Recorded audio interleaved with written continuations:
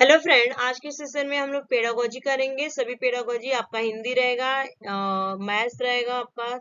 जितनी भी पेडागोजी आती है आपकी, जैसे हिंदी हो गया, मैथ हो गया, सीडीपी हो गया। तो चलिए क्लास को स्टार्ट करते हैं। और आज की क्लास में आपके टोटल अगर मैं बात करूं तो 40 क्वेश्चंस है। तो क्वेश्चन ऑफ फर्स्ट आप लोग की स्क्रीन पर आ चुका है कि बच्चों के लेखन कौशल का मूल्यांकन करने के लिए कौन सी विधि बेहतर हो सकती है। ऑप्शन इसका राइट आंसर होगा अपने अनुभवों को लिखना। ठीक है, अपने अनुभवों को लिखना बच्चों के लेखन कौशल का मूल्यांकन करने के लिए सबसे बेहतर हो सकता है। ठीक है, तो राइट आंसर क्या होगा? A is the correct answer. Next question, प्राथमिक स्तर पर पढ़ना सीखने में सबसे कम महत्व, सबसे कम महत्व पूछा गया है। अनुमान लगा के बिल्कुल पढ़ेंगे, शब्दानुसार अर्थ लगाना बिल्कुल, अक्षरों की पहचान पढ़ने का उद्देश्य। ठीक है, तो यहाँ पे पूछा गया है कि कम। ठीक है, अक्षरों की पहचान पढ़ने का उद्देश्य, तो राइट आंसर क्या होगा? अक्षरों की पहचान यहाँ पे सबसे कम होगा। ठीक है, third is the correct answer.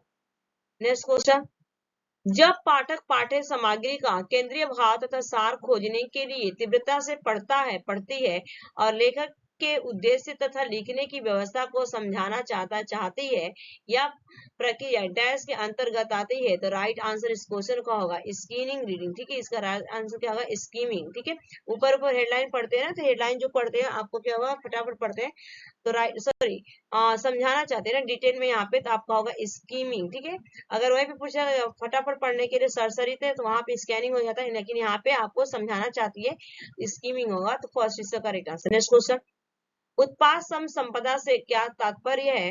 तो राइट आंसर होगा उत्पाद का मतलब होता है यहाँ पे जिन शब्दों को हम सुनते हैं और पढ़ते हैं उनकी पहचान करते हैं। तो राइट आंसर क्या होगा? First is the correct answer होगा जिन शब्दों को हम सुनते हैं और पढ़ते हैं उनकी पहचान करते हैं, उनको उत्पाद शब्द संपदा कहा जाता है। नेक्स्ट क्वेश्चन, संकेत भाषा क्या है? संकेत भाषा पूछा गया है, तो राइट आंसर यहाँ पे हो जाएगा कि समुदाय के लिए हाव भाव समूह। ठीक है, समुदाय के लिए क्या होगा? यहाँ पे हाव भाव हो जाएगा। तो fourth is the correct answer.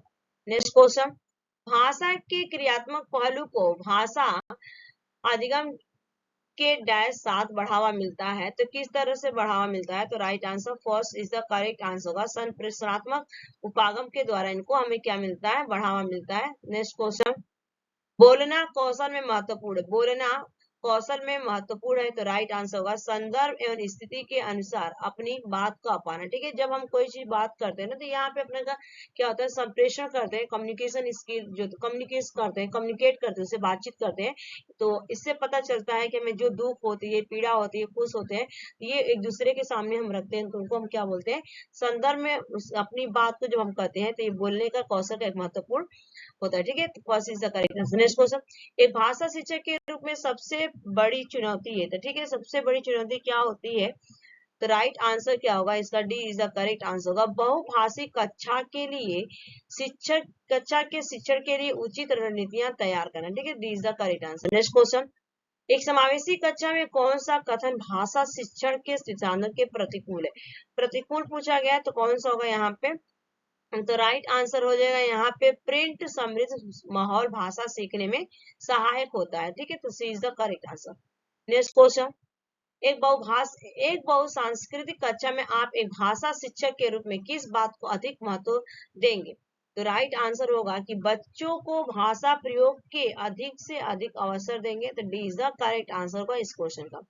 Next question, प्राथमिक स्तर पर कौन सा भाषा शिक्षण का उद्देश्य नहीं है? नॉट क्वेश्चन पूछा गया है कि प्राथमिक स्तर पर कौन सा भाषा शिक्षण का उद्देश्य नहीं है, तो right answer B is the correct answer होगा वर्णमाला को क्रम से कंठस्थ करना। ठीक है, वर्णमाला को क्रम से कंठस्थ करना, B is the correct answer.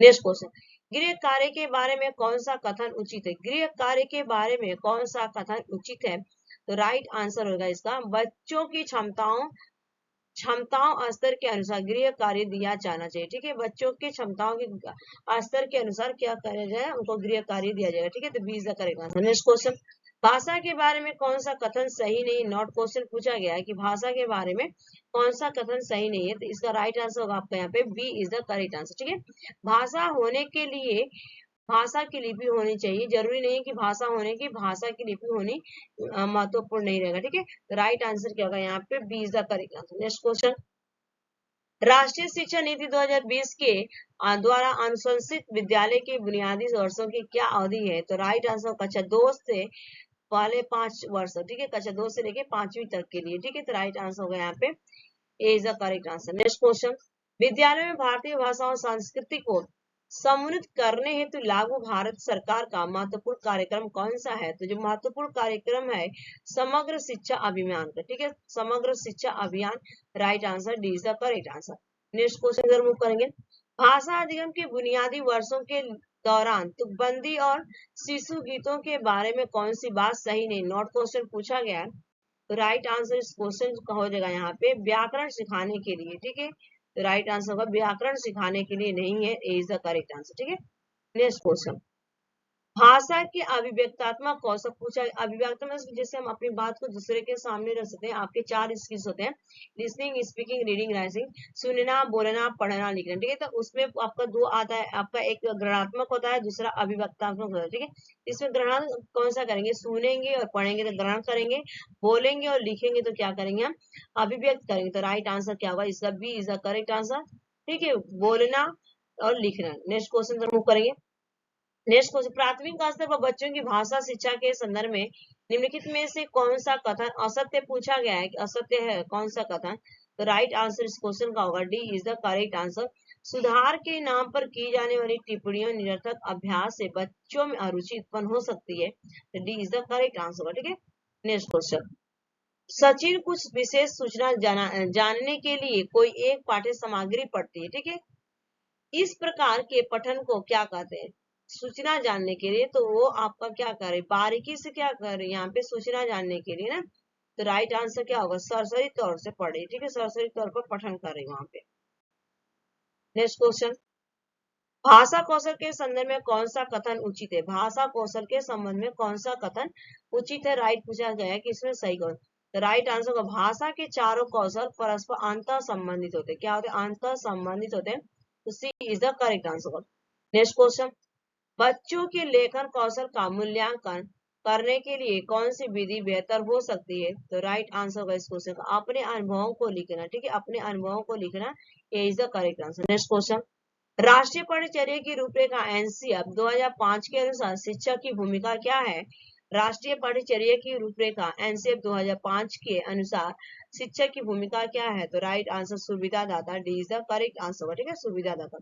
Next question, निम्नलिखित में कौन से समाजीकरण के गौड़, अच्छा गौड़ मीन्स ना सेकेंडरी पूछा जाता है, गौड़ कौन सा? गौड़ वाक हो सकते हैं। तो सेकेंडरी की बात करूं आपका यहाँ पे, तो यहाँ पे राइट आंसर विद्यालय और निकटतम परिवार के सदस्य, ठीक है, विद्यालय और निकटतम परिवार के सदस्य, ठीक है, C is the correct answer. Next, Lev Vygotsky के अनुसार संज्ञानात्मक विकास का मूल कारण क्या है? तो ले बाइगोस्की के अनुसार जो संज्ञानात्मक विकास का मूल कारण सामाजिक अनन्य क्रिया, ठीक है, सामाजिक अनन्य क्रिया, B is the correct answer. Next question, निम्नलिखित में से कौन सा उम्र समूह जीन पियाजे के संज्ञान विकास के सिद्धांत के मूल संक्रियात्मक अवस्था चरण के अनुरूप है? तो आप यहाँ पे एज पूछा गया है, तो उम्र क्या हो जाएगी? इसकी आयु पूछी गई, तो 7 से लेके 11 साल की अवस्था बताई गई मूल, जिसे कंक्रीट ऑपरेशनल स्टेज कहा जाता है। नेक्स्ट क्वेश्चन, अनुसंधान सुझाते हैं कि एक विविध कक्षा में अपने विद्यार्थियों से शिक्षिका की अपेक्षाएं विद्यार्थियों के अधिगम, ठीक है, अधिगम पर क्या होता है? तो राइट आंसर क्या? अधिगम पर एक महत्वपूर्ण प्रभाव छोड़ती है, ठीक है, राइट आंसर क्या होगा? महत्वपूर्ण प्रभाव छोड़ती है। नेक्स्ट क्वेश्चन, निम्नलिखित में से कौन सा उदाहरण प्रभावशाली विद्यालय की प्रथा है? ठीक है, प्रभावशाली विद्यालय की प्रथा है, तो राइट आंसर व्यक्ति सापेक्ष अधिगम, सी इज द करेक्ट आंसर इस क्वेश्चन का। नेक्स्ट क्वेश्चन, भाषा विकास के लिए सबसे संवेदनशील समय निम्नलिखित में से कौन सा है? तो राइट आंसर होगा यहाँ पे प्रारंभिक बचपन का समय, D is the correct answer होगा।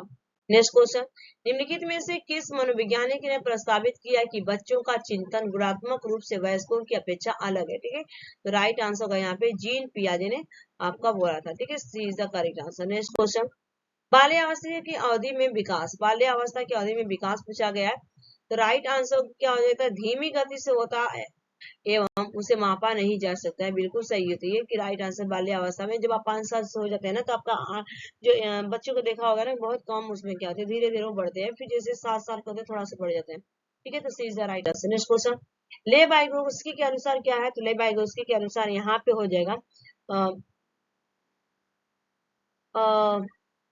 बच्चों के संज्ञान विकास में भाषा की एक महत्वपूर्ण भूमिका होती है, तो राइट आंसर सी वाला, ठीक है। नेक्स्ट क्वेश्चन, बाल केंद्रित कक्षा हुआ है जिसमें बाल केंद्रित कक्षा हुआ है, अध्यापक लचीला है और प्रत्येक बच्चे की व्यक्तिगत आवश्यकताओं को क्या करता है, पूरा करता है, तो D B is the correct answer. Next question, भाषा में अर्थ की सबसे छोटी इकाई क्या है, तो भाषा में सबसे छोटी इकाई आपका स्वनिम है, ठीक है, तो राइट आंसर क्या होगा, स्वनिम, D is the correct answer. Next question, बुद्धि लब्धांक सामान्यतः डैश रूप से शैक्षणिक निष्पादन से संबंधित होते हैं, तो राइट आंसर क्या होगा, ये आपके सी इज द करेक्ट आंसर, उच्च। नेक्स्ट क्वेश्चन, सफल समावेशन को निम्नलिखित की आवश्यकता होती है सिवाय, तो एक सिवाय में क्या होता है, एक्सेप्ट इसके बजाय, ठीक है, तो राइट आंसर क्या होगा, पृथककरण के बजाय सबकी जरूरत होती है, D is the correct answer. Next question, एक बच्चा जो डैश से ग्रस्त है, यह शाह और पॉस, न्यूक्लियर और अनक्लियर में अंतर नहीं कर सकता है, तो राइट आंसर क्या हो जाएगा, यहाँ पे अंतर नहीं कर रहा है, तो डिसलेक्सिया, ठीक है, राइट आंसर क्या है, dyslexia is the correct answer. Reading करने में उसको क्या हो रही प्रॉब्लम है, समस्या है। नेक्स्ट क्वेश्चन पर मूव करेंगे हम, एक सशक्त विद्यालय अपने शिक्षकों में निम्नलिखित योग्यताओं में से किसे सर्वाधिक बढ़ावा देगा, तो जो बढ़ावा देगा आपका यहाँ पे स्मृति को बढ़ा देगा, ठीक है, स्मृति is the right answer, B is the correct answer. Next question, किशोर डैश का अनुभव कर सकते हैं, तो किशोर जो डैश का अनुभव करते हैं, दुश्चिंता और स्वयं से सरोकार में आपका क्या करते हैं, अनुभव कर सकते हैं, C is the correct answer. Next question, शारीरिक रूप से असक्षम बच्चों को सामान्य डैश होता है, तो शारीरिक रूप से होते हैं, तो राइट आंसर क्या होगा, इसका C is the correct answer. Dysthymia कहा जाता है, डिसलेक्सिया आपका पढ़ने से होता है। डिस्मोर्फिया क्या होता है, भ्रम होता है, जैसे बिल्ली देखा और सॉरी मुर्गा देखा, मुर्गा मुर्ग दिखा देगा तो उसको पता ही नहीं चलेगा, गाय भैंस दिखाएंगे तो उसमें क्या होती है, डिस्मोर्फिया बोला जाता है, ठीक है। और डिस्कैलकुलिया आपका कैलकुलेशन से होता है, गणित से होता है, समस्या होती है, तो C is the correct answer. Next question, Lev Vygotsky के समाज संरचना सिद्धांत में दृढ़ विश्वास रखने वाले शिक्षक के नाते आप अपने बच्चों के आकलन के लिए निम्नलिखित में से किस विधि को वरीयता देंगे, तो ये आपका ले वाइगोत्स्की से पूछा गया है, तो ए इज द करेक्ट आंसर होगा सहयोगी प्रोजेक्ट, ठीक है। सहयोगी प्रोजेक्ट आपको क्या करते हैं, ज्यादा उन्होंने महत्वपूर्ण दिया था ले वाइगोत्स्की ने। ये आपके 40 क्वेश्चन कंप्लीट हो गया आज के लिए।